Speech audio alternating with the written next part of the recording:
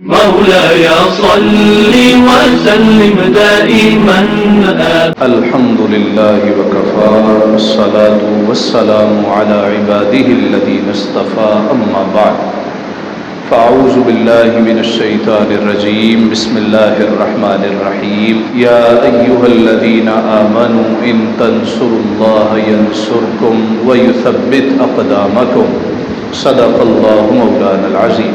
تمام احباب درود پاک پڑھ لیجئے۔ الصلاۃ والسلام علیک یا سیدی یا رسول اللہ وعلی آلک واصحابک یا سیدی یا رحمت للعالمین۔ اے ایمان والو، اگر تم اللہ کی مدد کرو گے تو اللہ تمہاری مدد فرمائے گا، وَيُثَبِّتْ أَقْدَامَكُمْ، اور تمہیں ثابت قدمی عطا فرمائے گا۔ 14 اگست کی آمد ہے، یہ پاکستان کا یوم آزادی ہے۔ ہر مسلمان جس کی فطرت اچھی ہو، جس کی خصلت اچھی ہو، وہ اپنے ملک سے، اپنے خطے سے محبت ضرور کرتا کہ عربوں کا مقولہ ہے حب الوطن من الایمان، وطن کی محبت ایمان کا حصہ۔ جناب راغب اصفہانی نے لکھا ہے کہ حب الوطن طیب المولد، وطن کی محبت یہ اچھی خصلت کی علامت ہے۔ محاضرات الادباء میں ابو العلا المعری کے حوالے سے ہے کہ کسی کی اگر فطرت دیکھنی، کسی کا کردار جاننا، 3 باتیں دیکھو۔ اولا دیکھو کہ وطن کے ساتھ کیسا ہے، وطن سے محبت کرتا ہے یا وطن کو گالیاں دیتا ہے۔ ثانیاً دیکھو اپنے رشتہ داروں کے ساتھ، اپنے دوستوں کے ساتھ، اپنے اعزا و اقربا کے ساتھ، اپنے سے منسلکین کے ساتھ کیسا ہے۔ تیسرے نمبر پہ دیکھو گناہ کر کے اس پہ نادم ہوتا ہے یا اکڑ جاتا ہے۔ اگر تو گناہ کر کے نادم ہوتا ہو، جان لو کہ اچھی فطرت والا۔ نبی پاک صلی اللہ علیہ وسلم نے ارشاد فرمایا، بنی اسرائیل کا ایک شخص تھا، گناہوں میں لتھڑا ہوا، ایک روز خیال آیا آگے قبر ہی تو ہے، کیوں نہ توبہ کرو۔ سچی توبہ کی، سر سجدے میں رکھا، آنسو بہائے، چند روز تو توبہ میں قائم رہا، مگر جسم چونکہ گناہوں کا عادی تھا، پھر توبہ توڑ بیٹھا، پھر توبہ کر لی، پھر توڑ بیٹھا، پھر توبہ کر لی، پھر توڑ دی، یہاں تک کہ اس نے 70 مرتبہ توبہ کی اور 70 مرتبہ توبہ کر کے توڑ دی۔ مصطفیٰ نے فرمایا وہ مایوس ہو کے اپنے گھر ہی میں ایک نکر پہ جا کے بیٹھ گیا، آنسو بہانے لگا کہ میں اب توبہ نہیں کروں گا، میرا مولا کیا کہے گا کہ تو میرے ساتھ ٹھٹھا کرتا رہا، مذاق کرتا رہا، توبہ کر کے توڑتا رہا۔ نبی پاک صاحب الولاق صلی اللہ علیہ وسلم نے فرمایا 70 مرتبہ توبہ کر کے توڑ کے مایوس ہو کے جب کونے میں بیٹھا آنسو بہا رہا تھا، حاطف غیب سے آواز آیا، ابن آدم 70 دفعہ توبہ کر کے بھی تو ہی مایوس ہوا ہے، تیرا اللہ اب بھی مایوس نہیں ہوا۔ تو کہتا ہے بندے ایک دفعہ اور آ جا، سچے دل سے توبہ کر لے، آنسو بہا لے، تیرا پروردگار تجھے معاف کر دے۔ تو 3 چیزیں دیکھو، وطن کے ساتھ کیسا، اپنے دوستوں کے ساتھ، رشتہ داروں کے ساتھ کیسا، اور گناہ کر کے اس کا رویہ کیسے ہوتا۔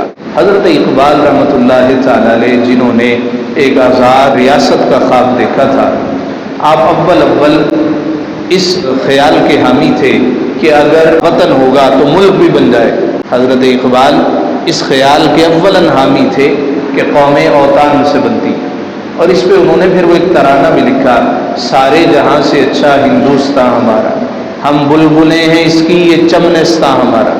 پھر جب آپ کا خیال بدلا اور اخیر وقت میں آپ نے یہ ترانہ بدلا اور کیا کہا، چین و عرب ہمارا، یہ ہندوستاں ہمارا، مسلم ہے ہم، وطن ہے سارا جہاں ہمارا، توحید کی امانت سینوں میں ہے ہمارے، آسان نہیں مٹانا نام و نشاں ہمارا۔ اے موج دجلہ تو بھی پہچانتی ہے ہم کو، اب تک ہے تیرا دریا افسانہ خواں ہمارا۔ اے گلستان اندلس وہ دن ہے یاد تجھ کو، تھا تیری ڈالیوں پہ جب آشیاں ہمارا۔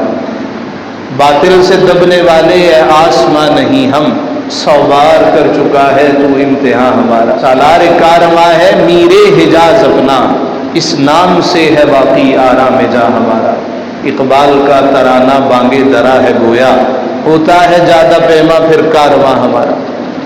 اور جب دیوبند کے جناب مولانا حسین احمد مدنی صاحب نے یہ کہا کہ قوم اوطان سے بنتی، تو حضرت اقبال نے اس پہ چند اشعار کہے، کہا عجم ہنوز نہ داند رموز دی ورنہ، چے دیو بند حسین احمد این چے بواللہ جبیس، سرود برسر ممبر کے ملت از وطنس، چے بے خبر ز مقام محمد عربیس، بمصطفیٰ برساں خیشرا کہ دین ہماؤس گر بو نہ رسیدی تمام بول حبیس۔ کہا کہ یہ مولانا حسین احمد کو کیا ہو گیا جو کہتے ہیں قوم اوطان سے بنتی، قوم وطن اوطان سے نہیں بنتی، قوم اس وقت بنتی ہے جب وہ محمد مصطفیٰ کی غلامی میں آ جاتی۔ یہ ہجوم کوئی قوم اس وقت بنتا ہے جب وہ نعرہ مستانہ بلند کرتا ہے کہ پاکستان کا مطلب کیا، لا الہ الا اللہ، اور دستور ریاست کیا ہوگا، محمد الرسول اللہ۔ جب یہاں بر صغیر کے مسلمانوں کی زبوں حالی دیکھی، جس طرح آج ہم پاکستان کے لوگوں کی زبوں حالی دیکھ رہے ہیں، تو اس زبوں حالی کو دیکھ کے ہم پاکستان کو گالیاں بھی بکتے ہیں، ہم اس سے نفرت کا اظہار کرتے ہیں۔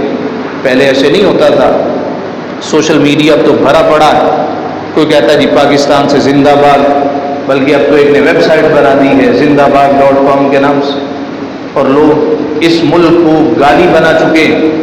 دیکھیے خطہ تو خطہ ہے، ملک کا کیا قصور ہے؟ چند بد نصیب لوگوں کی وجہ سے، جنہوں نے یہ ملک لوٹا، جنہوں نے اس ملک کو نقصان پہنچایا، جنہوں نے اس ملک کے بسنے والوں کو نقصان پہنچایا، ان لوگوں کی وجہ سے ہم اپنے ملک کو گالی دیں، یہ جو اچھی فطرت کی علامت نہیں ہے، یہ تو بد فطرت بد خصلت لوگوں کی علامت ہے۔ تو خطہ ہے، دبئی بھی ایک چھوٹا سا ٹکڑا ہے، آپ عمان چلے جائیں وہ بھی ایک خطہ ہے، کوئی بر اعظم دیکھ لیں ایک ٹکڑا ہے، وہاں کے بسنے والے اس کو اچھا یا برا کرتے ہیں۔ ہم اچھی بلی تار پول کی سڑک ہے اس پہ پان کی پیک پھینکتے ہیں اور کہتے ہیں پاکستان بڑا گندا ملک ہے۔ گاڑی میں 4 دوست جا رہے ہوں، مونگ پھلی کھا کے چھلکے وہیں پھینک رہے ہیں، کیلے کھا رہے ہیں چھلکے وہیں گرا رہے ہیں، پھل کھا رہے ہیں وہیں پہ چھلکے پھینک رہے ہیں، اور پھر وہ سارا کوڑا کرکٹ باہر موٹر وے پہ پھینکتے ہیں، سڑکوں پہ پھینکتے ہیں اور کہتے ہیں پاکستان بڑا گندا ملک ہے۔ تو گندا یہ ملک نہیں ہے، ہم گندے ہو چکے ہیں جو کہ یہاں کے بسنے والے ہیں، ہماری فطرت الٹ ہو گئی ہے۔ جب باہر جاتے ہیں تو لائنوں میں بھی لگتے ہیں، قانون کی پاسداری بھی کرتے ہیں، یہاں ہمیں کو کہتے کہ لائن میں لگ جائیں تو ہم سمجھتے ہیں کہ بھئی یہ ہماری شان کے خلاف ہے، ہم پھر سفارشیں ڈھونڈتے ہیں، پھر لوگوں کو اکٹھا کرتے ہیں۔ یہ ہم ہی ہوتے ہیں جو دوسرے خطے میں جا کے مہذب بن جاتے ہیں اور اپنے ہی خطے میں ہم مہذب نہیں رہتے۔ اس کا مطلب یہ ہے کہ ہمیں اپنا اندر جھانکنے کی ضرورت ہے۔ حضرت اقبال نے جب یہاں کے مسلمانوں کی بدحالی دیکھی تو اللہ رب العزت سے لاڈ کیا، شکوہ کیا، اور کیا کہا ہے مولا یہ شکایت نہیں ہے ان کے خزانے معمور۔ گورے تھے نا تو ان کے پاس سب کچھ تھا، اور مسلمان بیچارے ان کے ملازم تھے۔ آج بھی فکری ملازم ہے، اس وقت جسمانی ملازم بھی تھے، جسمانی غلام بھی تھے۔ آج ہم فکری غلام ہیں، کہنے کو جسمانی طور پہ آزاد ہیں۔ فکری غلام کیسے ہیں؟ ہمیں ان کا کھانا اچھا لگتا ہے، ہمیں ان کا لباس اچھا لگتا ہے، ہمیں ان کا رہن سہن اچھا لگتا ہے، ہمیں ان کی ثقافت اچھی لگتی ہے، ہمیں اپنی کوئی چیز بھی اچھی نہیں لگتی۔ ہمارا وزیر ثقافت پینٹ کوٹ ٹائی پہن کے آتا ہے اور کہتا ہے ہم اپنی ثقافت سے محبت کریں گے، کون سی ثقافت دکھا رہے؟ وزیر ریل جس نے زندگی میں ریل کا سفر نہیں کیا ہوتا وہ کہتا ہے ہم اس کو نمبر 1 ریلوے بنائیں گے، کون سی نمبر 1 ریلوے؟ تو ہم فکری طور پہ غلام ہو چکے ہیں، ہمارا رویہ معذرت خواہانہ ہو چکا ہے۔ دنیا میں 2 ہی ریاستیں مذہب کے نام پر ہیں، ایک اسرائیل ہے اور ایک پاکستان ہے، اور وہاں ڈنگے کی چوٹ پہ اپنے مذہب پہ عمل کیا جاتا، اور یہاں ہمارے ملک میں سنت رسول اگر کوئی نوجوان اپنے سینے پہ سجا لے، اپنے چہرے پہ داڑھی شریف رکھ لے، 100 لوگوں سے تانے سننے پڑتے ہیں۔ بیاہ نہیں کرانا، سروائیو کیسے کرو گے؟ اچھا نقل سارے لگا رہے ہوتے ہیں کہ جس نے داڑھی شریف رکھی ہو، یہ اگر ادھر ان سے پوچھ لے کہتا ہے تو شرم نہیں آتی منہ تے داڑھی رکھی ہے کہ ہم کی کر رہے ہیں؟ اس طرح کی باتیں سننے کو ملتی ہیں۔ جب ایسی باتیں سننے کو ملے تو کون سنت مصطفیٰ پہ عمل کرے؟ ایک نوجوان آیا، وہ کہتا ہے جی میرا بڑا دل کرتا ہے میں سرکار کی سنت پہ عمل کروں، لیکن ساتھ آپ نے بتانا ہے کہ اس معاشرے میں سروائیو کیسے کروں۔ ہم نے کہا ہم کر رہے ہیں نا، اور سرکار نے ایسے نہیں فرمایا جو ایسے عالم میں میری ایک سنت کو زندہ کرے، جب میری سنت متروک ہو چکی تو اللہ اسے 100 شہیدوں کا ثواب عطا کرے گا۔ تو فکری طور پہ آج ہم غلام ہیں، اس وقت جسمانی غلام بھی تھے۔ تو حضرت اقبال کہنے لگے اے مولا کیوں زیاں کار بنوں، سود فراموش رہوں، فکر فردا نہ کروں، کل کی فکر نہ کروں، فکر فردا نہ کروں، محو غم دوش رہوں، نالے بلبل کے سنوں اور ہمتن گوش رہوں، ہم نوا میں بھی کوئی گل ہوں کہ خاموش رہوں، جرتا موز میری تاب سخن ہے مجھ کو، شکوہ اللہ سے خاکم بدہن ہے مجھ کو۔ مولا بس رہے تھے یہی سلجوق بھی تورانی بھی، اہل چین میں ایران میں ساسانی بھی، اسی خطے میں یہودی بھی تھے نصرانی بھی، اسی معمورے میں آباد تھے یونانی بھی، پر تیرے نام پہ تلوار اٹھائی کس نے، بات جو بگڑی ہوئی تھی وہ بنائی کس نے، تو ہی کہہ دے کہ اکھاڑا در خیبر کس نے، شہر قیصر کا جو تھا اس کو کیا سر کس نے، توڑے مخلوق خدا بندوں کے پیکر کس نے، کاٹ کر رکھ دیے کفار کے لشکر کس نے، یہ شکایت نہیں ہے ان کے خزانے معمور، نہیں محفل میں جنہیں بات بھی کرنے کا شعور، حد تو یہ ہے کہ کافر کو ملے حور و قصور اور بیچارے مسلمان کو فقط وعدہ حور۔ اور جب جواب شکوہ لکھا تو کیا کہا، تم میں حوروں کا کوئی چاہنے والا ہی نہیں، جلوائے طور تو موجود ہے موسیٰ ہی نہیں۔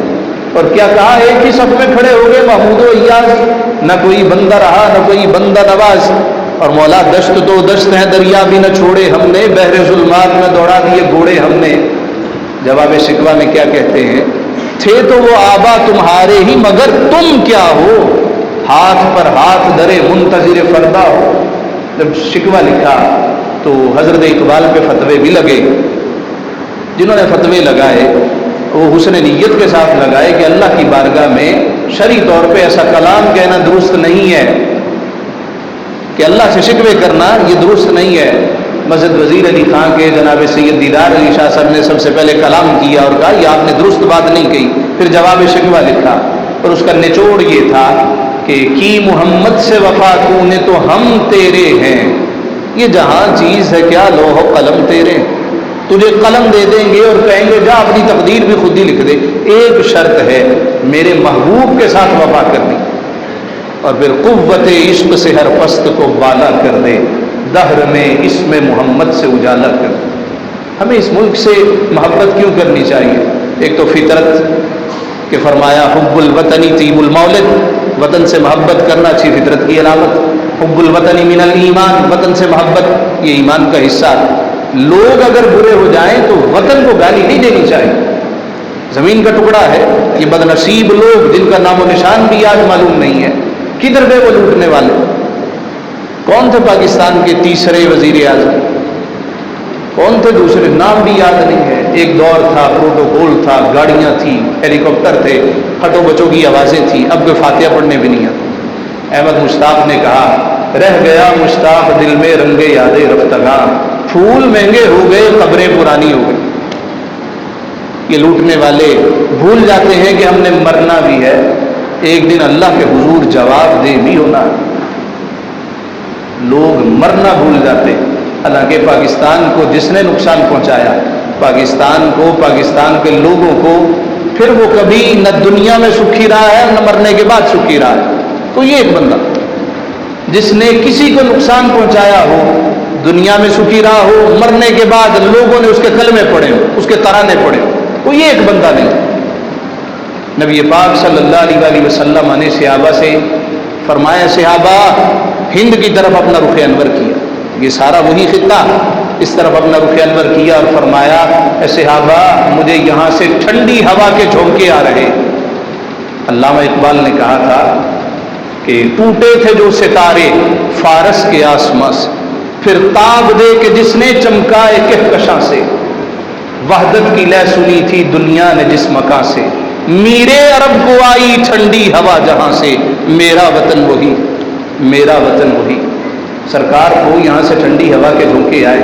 حدیث مبارکہ ہے سمامہ آساد یمامہ کا گورنر تھا، اور وہ کہتا ہے مجھے پوری دنیا میں سب سے زیادہ نفرت مدینہ منورہ سے تھی۔ کیوں؟ حضور سے نفرت تھی۔ ایک مرتبہ یہ سمامہ آسال مدینہ کے پاس سے گزر رہا تھا، صحابہ نے پکڑ لیا اور مسجد نبوی کے ستون کے ساتھ کس کے باندھ دیا۔ سرکار کو اطلاع ملی، حضور جلوگر ہوئے، ثمامہ کو دیکھا بڑے غصے میں ہے، کہنے لگا اگر تو تم نے مجھے قتل کر دیا تو یاد رکھنا میرا خون رائے گا نہیں جائے گا، بدلہ لیا جائے گا، اور اگر پیسے چاہیے، اغوا کیا ہے تاوان کے لیے، تو بتاؤ کتنے پیسے چاہیے، ہم غریب لوگ نہیں ہیں، جتنا تاوان کہتے ہو ادا کریں گے، اور تیسرا اگر تم مجھے چھوڑ دیتے ہو، خاندانی لوگ ہیں، ہم تمہارے احسان کو یاد رکھیں۔ سرکار مسکرائے اور چل پڑے۔ اگلا دن ہوا، سرکار پھر تشریف لائے، ثمامہ تیرا کیا حال ہے؟ اس نے پھر غصے سے 3 باتیں دہرائی، اگر تو مجھے قتل کر دیا خون میرا رائے گا نہیں جائے گا، اگر تاوان چاہیے تو بتائیے کتنا مانگتے، اور اگر مجھے آزاد کرتے ہو تو خاندانی لوگ ہیں، احسان فراموش نہیں ہے، احسان مانے۔ سرکار مسکرائے اور چل پڑے۔ تیسرا روز ہوا، سرکار پھر تشریف لائے اور مسکرائے، ثمامہ تیرا کیا حال ہے؟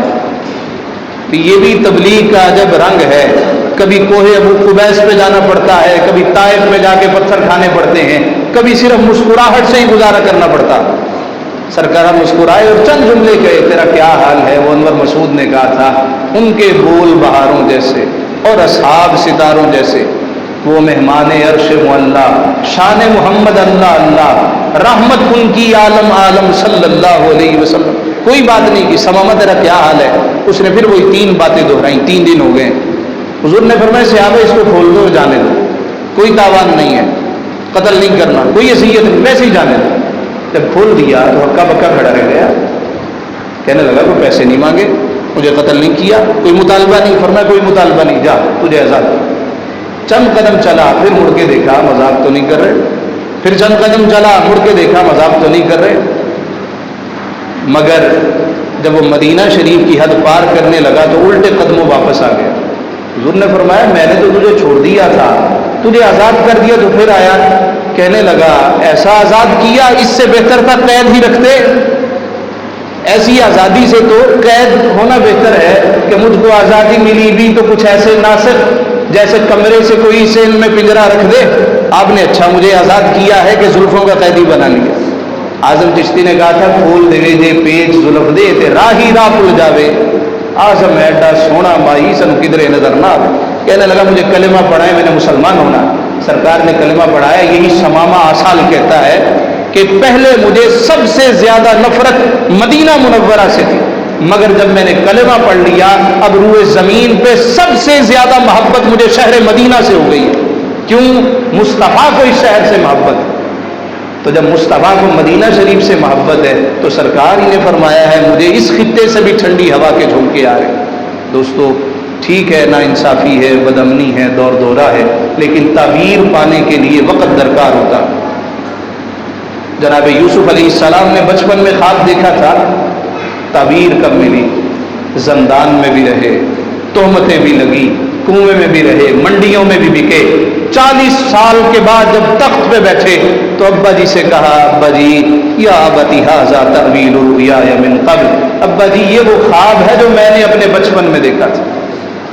خواب پانے کے لیے طویل عرصہ درکار ہوتا ہے۔ بندہ مومن کی شان یہ ہے وہ مایوس نہیں ہوتا۔ لا تیسوا من رحمت اللہ، اللہ کی رحمت سے مایوس نہ ہونا۔ ایک وقت انشاءاللہ آئے گا یہ خطہ امن کا گہوارہ بنے گا، عدل و انصاف کا دور دورہ ہوگا۔ اس سے پہلے آغاز ہمیں اپنے گھر سے کرنا ہے، اپنا آپ بہتر بنانا ہے کہ شکوائے ظلمت شب سے تو کہیں بہتر ہے اپنے حصے کی کوئی شمع جلاتے جاتے۔ 14 اگست پہ باجوں کی بجائے ایک پودا لگائیے، پودا لگائیے۔ سرکار نے فرمایا جو بندہ درخت لگاتا ہے، پودا لگاتا ہے، وہ تناور درخت بن جاتا ہے۔ اس کی چھاؤں میں کوئی بیٹھ جائے اللہ لگانے والے کو ثواب عطا کرتا ہے۔